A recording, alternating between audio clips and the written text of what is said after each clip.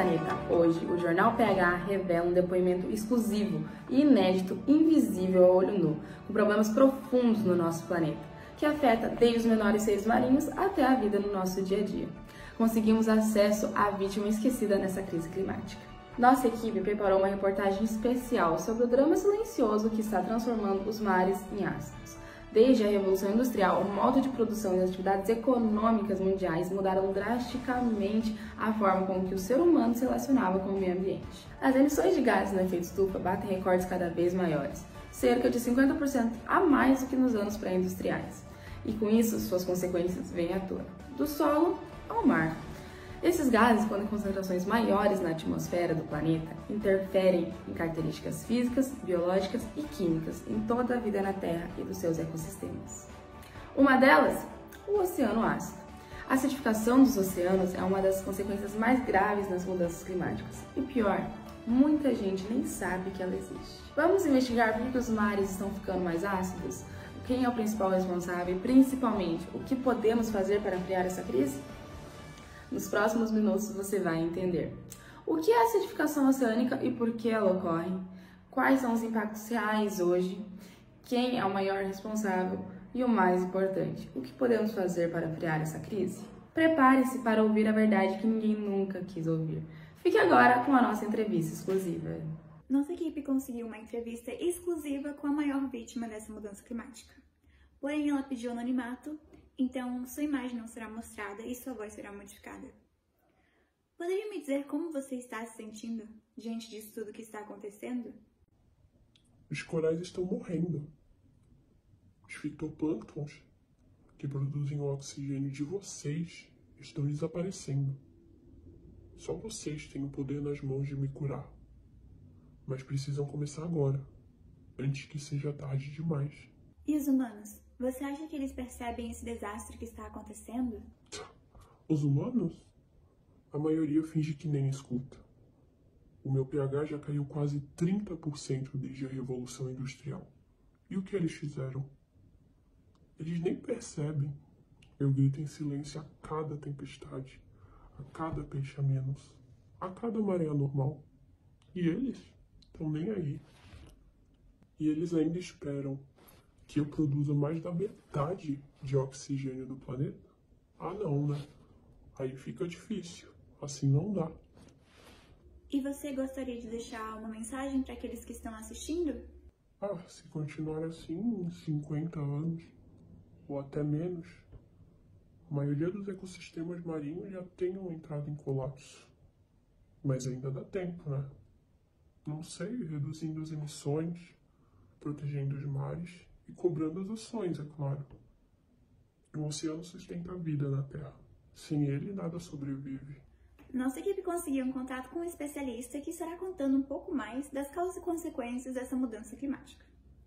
Doutor, você poderia nos contar um pouco mais por que o oceano está ficando cada vez mais ácido? Então a gente teve, desde a Revolução Industrial, um aumento significativo nas emissões de gás carbônico na atmosfera, Então, são cerca de 50% a mais de concentração desse gás na atmosfera relativo aos anos pré-industriais.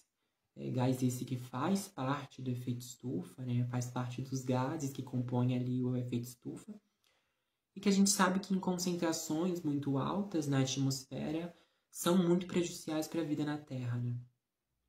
Esse aumento significativo ele vem devido a alguns fatores históricos, então a Revolução Industrial, a Revolução Verde nos anos 60, que mudaram de forma muito drástica a forma com que a gente girava a economia e produzia as economias globais e nacionais, as riquezas. Então a gente tem um exemplo muito claro, no Brasil, que é o setor agrícola, que é esse setor da agropecuária, que faz parte de um setor que a gente chama de uso da terra, mudança do uso da terra e das florestas, que hoje em dia é responsável por cerca de 1/3, das emissões de CO2 no Brasil.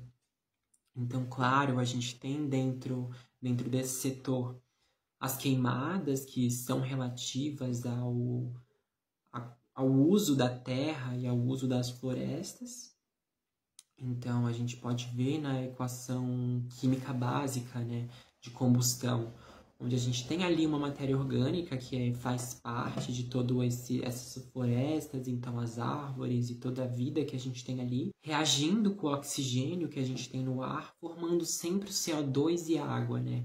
Então, sempre que a gente tiver essas queimadas, a gente vai ter uma liberação de CO2, assim como outras atividades econômicas dentro desse setor. Então, a monocultura e a produção de commodities e produtos agrícolas em larga escala, né, nesse modelo latifundiário que a gente tem para exportação, também são responsáveis, né, pelo desmatamento e, consequentemente, por uma quantidade absurda aí de emissão de gases, né, principalmente o gás carbônico.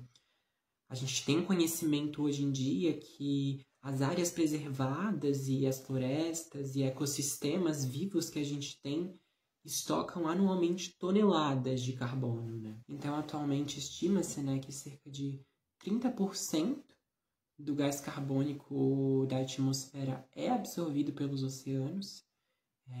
Isso acontece devido a um processo natural mesmo, então vem ali da troca de gases entre a camada mais superficial do oceano e a atmosfera, e que de certa forma faz parte da manutenção de vida e de processos químicos que a gente tem dentro do oceano, mas que quando a gente pensa, né, então, nessas projeções de aumento desse gás na atmosfera, a gente consegue consequentemente relacionar com o aumento também desse gás dissolvido dentro do oceano. E é aí que a gente consegue perceber uma problemática.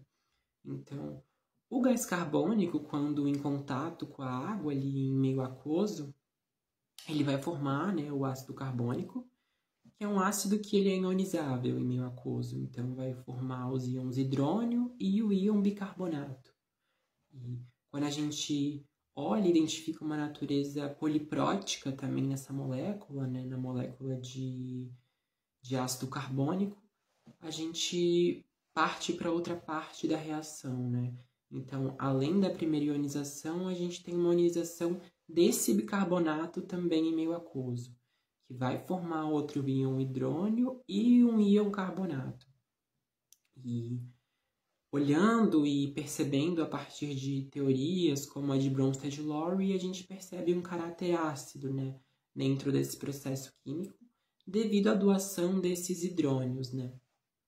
E aí que a gente consegue perceber a problemática, já que os oceanos da Terra, eles têm um caráter levemente alcalino devido a essa presença de sais.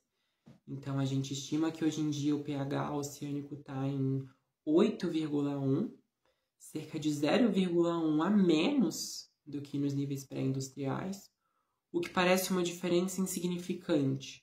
Mas quando a gente começa a olhar para a escala de pH e para o que é o pH então é uma escala numérica, né, dentro da química, que ajuda a gente a caracterizar uma solução aquosa como ácida, básica ou neutra. Então, ele é medido através de uma escala que vai de 0 a 14, onde o 0 é o mais ácido e o 14 o mais básico. No meio, né, dessa escala a gente tem o 7, que seria o que a gente chama de pH neutro. E mesmo parecendo uma escala pequena ou limitada, a gente tem que uma unidade para outra do pH, né, devido à equação química dele, que é medida logaritmicamente, equivale a 10 vezes mais uma para outra. Ou seja, a gente tem que o pH 2 é 10 vezes menor que o pH 3 e 100 vezes menor que o pH 4. Então, essa estimativa de 0,1 representa 30% no aumento de acidez, né? Então, a gente tem como o 0 sendo o mais ácido, o 7 sendo neutro e o 14 sendo o mais alcalino que a gente tem nessa escala. O senhor poderia nos dizer também as consequências que esse fator tem trazido ao nosso cotidiano, ao nosso dia a dia? Então, essa mudança química que a gente tem nos oceanos, né, ela tem afetado muito da flora e da fauna que a gente tem ali presentes, mas principalmente aqueles animais que dependem de formações calcárias, né? ou seja, alguns crustáceos, moluscos bivalves e corais, que com os íons carbonato e os íons de cálcio 2+, vão formar esqueletos e vão formar conchas, né, que são produzidas a partir do carbonato de cálcio. Então, essa acidificação, né, a partir de um processo corrosivo, ela vai tornar mais frágil e até dificultar na formação dessas carapaças, dessas conchas e desses esqueletos que são essenciais para a vida desses animais, né? Desde proteção ou até parte da sua sustentação mesmo, né? Fazendo assim com que a gente tenha um desequilíbrio dentro das teias tróficas aquáticas. Então, se a gente tem uma diminuição muito drástica de vida desses animais, todos aqueles animais que ali fazem parte daquela cadeia vão sofrer, né? Inclusive a gente, os humanos, né? Que dependem da vida oceânica, que dependem de vida no oceano, né? Então, muitas das atividades econômicas dependem do oceano e a gente tem hoje em dia uma estimativa também de que o oceano produz de 30% a 80% do oxigênio que é respirado na Terra, né? Ou seja, a gente depende do oceano para estar vivendo a nossa vida, né? Para um processo básico. Então, ter um desequilíbrio ali dentro do oceano, dentro da forma com que ele se comporta, é um risco sim para a saúde pública, é um risco sim para um desenvolvimento sustentável na Terra também, né?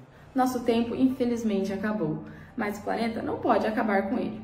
Até a próxima edição do Jornal PH. E lembre-se, cuidar da Terra também é preservar o mar.